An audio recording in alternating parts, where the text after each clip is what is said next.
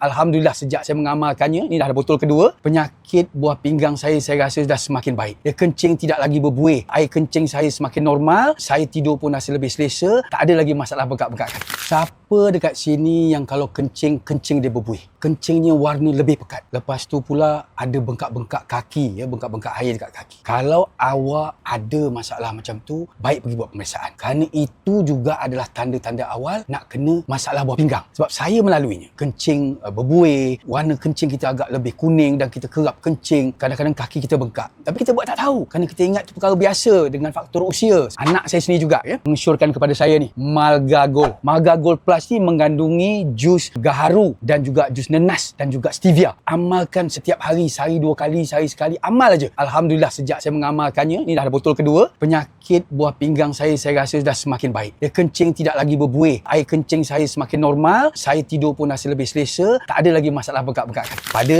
sahabat-sahabat di luar sana yang merasakan ada tanda-tanda tu, jangan fikir-fikir lagi dah. Cubalah Malga Gold ni. Tak cuba, mana nak tahu.